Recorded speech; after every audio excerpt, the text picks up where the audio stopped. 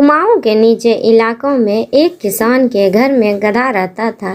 किसान गधे से खूब काम किया करता था। गधे की हिम्मत जवाब देने की होती, पर उसका भी पेट था। एक दिन गधा जब तालाब में पानी पी रहा था तो उसने खुद को देखा। गधे ने अपने चेहरे को देख इतराना शुरू किया। वह खुद को बेहद खूबसूरत पाने लगा।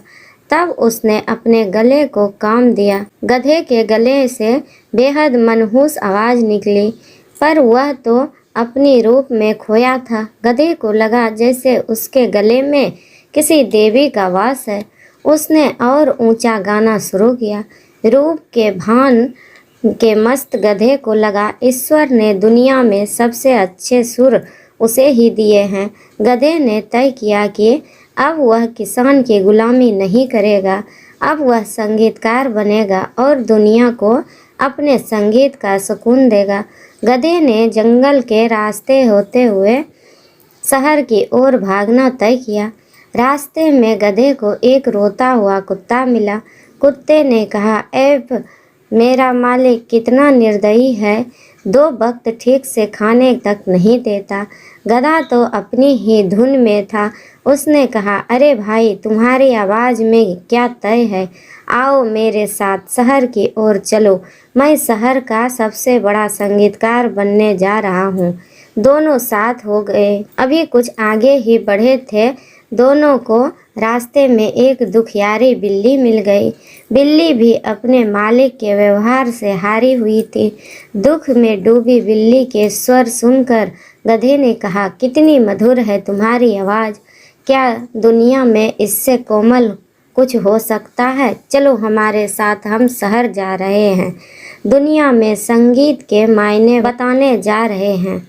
दोनों जंगल से शहर की ओर जाते रास्ते पर बढ़ते चले गए। अब शहर महज कुछ दूरी पर था। तीनों को एक मुर्गा दिखा। मुर्गे का मालिक उसे खिलाता तो खूब था, पर मुर्गा जानता था उससे उसकी मोटी कीमत पर बेचने के लिए खिलाया जाता है। ऐसे मुर्गे से असहाय कौन हो सकता है। तीनों ने मुर्गे को देखा। मुर्गा बस एक ही स्वर बोल सका। गधा बोला, अरे कोई इतना मीठा कैसे गा सकता है। भाई, हम शहर जा रहे हैं। अब दुनिया में केवल हमारा संगीत सुना जाएगा। अब चारों की चौकड़ी चल पड़ी शहर की ओर। शहर में जाकर उन्होंने एक घर देखा जिसकी खिड़की से रोशनी चमक रही थी। इस घर में 2 चोर घुसे थे।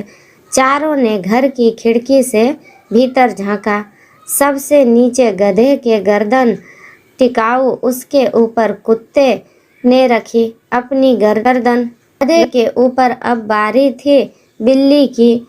वह चढ़ गई कुत्ते के सिर पर। फिर मुर्गे ने मारी छलांग, बैठ गया बिल्ली के सिर पर। गधे, कुत्ते, बिल्ली और मुर्गे ने ऐसा आलाप छेड़ा, ऐसी भयानक बुरी आवाज़ चोरों ने पहले कभी ना सुनी थी। दोनों चोरों का ध्यान खिड़की की ओर चला गया।